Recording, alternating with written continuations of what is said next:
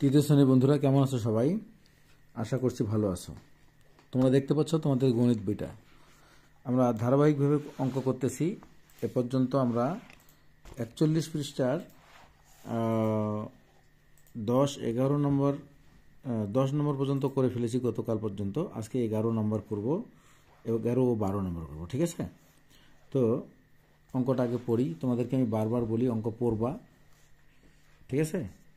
অঙ্ক পড়বা। 11 নম্বরটা কি আছে? গীতা অপেক্ষা সীতার 490 টাকা বেশি আছে। গীতার চেয়ে সীতার 490 টাকা বেশি আছে। ঠিক আছে? আবির অপেক্ষা গীতার 520 টাকা কম আছে। আবিরের কাছে 965 টাকা আছে, গীতা ও সীতার কাছে কত টাকা আছে? এইখানে দেখো, এই প্রথম যে দুটো নাম গীতা সীতা, এরা আছে কার চেয়ে কার বেশি আছে, কার চেয়ে কার বেশি আছে ফিক্সড করা নাই। কার কাছে কত টাকা আছে এটা ফিক্সড করা নাই, শুধু ফিক্সড করা আছে কার? আবিরের টাকা। আবিরের আছে 965 টাকা। এখন আমাদেরকে বের করতে হবে গীতা এবং সীতার টাকা। এটা একটু চালাকি করে, মাথা গরম করা যাবে না। আবিরের কাছে 965 টাকা আছে, আর এইখানে দেখো আবির অপেক্ষা গীতার 520 টাকা কম আছে। তাহলে আবিরের টাকা থেকে গীতার টাকা, এই যে 520 টাকা যে কম আছে, এইটা বাদ দিলেই কিন্তু গীতার টাকা বের হয়ে যাবে। এখন গীতার টাকা বার করার পরে গীতা অপেক্ষা সীতার 490 টাকা বেশি আছে, গীতার টাকার সঙ্গে 490 টাকা যোগ করে দিলে সীতার টাকা বের হয়ে যাবে, সোজা হিসাব। আবার অঙ্কটা খেয়াল করো, আবিরের আছে 965 টাকা। এখন এখানে আবিরের চেয়ে গীতার আছে 520 টাকা কম, তাহলে 965 থেকে 520 টাকা আমরা বিয়োগ করব, তাহলে বের হবে গীতার টাকা। গীতার টাকা পেয়ে গেলাম। এবার গীতার টাকা, গীতা অপেক্ষা সীতার 490 টাকা বেশি আছে, তাহলে গীতার টাকার সঙ্গে 490 টাকা যোগ করে দিলে আমরা সীতার টাকা পেয়ে যাচ্ছি। ঠিক আছে? এখন লিখবো কেমন করে দেখো, তোমরা বইটা বের করো, আমি লিখতেছি। কয় নম্বর? 11 নম্বর।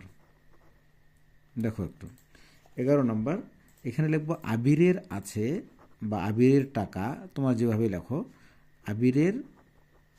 আবিরের আছে কত? আবিরের আছে, দেখো তোমার বইয়ে দেখো, আবিরের আছে 965 টাকা। 965 টাকা হলো, আবিরের আছে 965 টাকা। এবার দেখো ওখানে তোমাদের বইয়ে আবির অপেক্ষা গীতার, অপেক্ষা মানে চেয়ে, হ্যাঁ, আবিরের চেয়ে গীতার 520 টাকা কম আছে। আচ্ছা, গীতার কম আছে, আমরা লিখবো এখানে গীতার কম আছে কত? 520 টাকা। 520 টাকা কম আছে মানে এটা বাদ দিয়ে দিব, বিয়োগ। ঠিক আছে? এখানে এখন আবিরের টাকা থেকে এই যে 520 টাকা কম আছে, এটা বাদ দিলেই কিন্তু ওই টাকাটা গীতার বের হবে। তো আমরা বিয়োগ করি, আমরা 5, 6 থেকে 2 বাদ দিলে 4, 9 থেকে 5 বিয়োগ করলে 4, এত টাকা। এটা হচ্ছে গীতার টাকা। গীতার আছে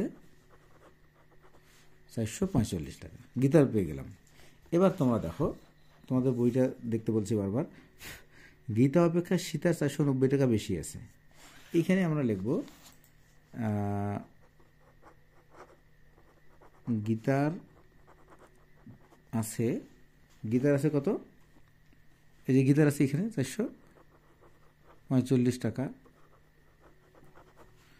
এরপরে সীতার 490 টাকা বেশি আছে।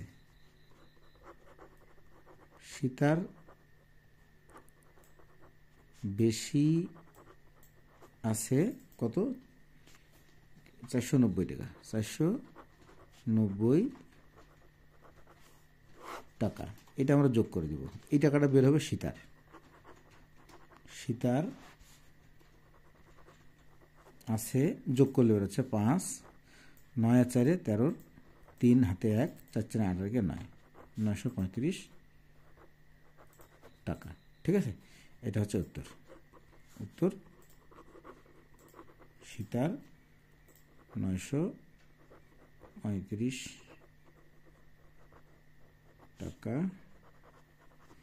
আছে। আমাকে এখানে ক্যামেরার মানে নিচে মাথা একটু বাঁকা করে লিখতে হচ্ছে, লেখা ভালো লিখতে সুবিধা পাচ্ছি না। আচ্ছা, ওকে, তাহলে তোমরা অঙ্কটা এখানে তুলে নাও এভাবে। আল্লাহ হাফেজ।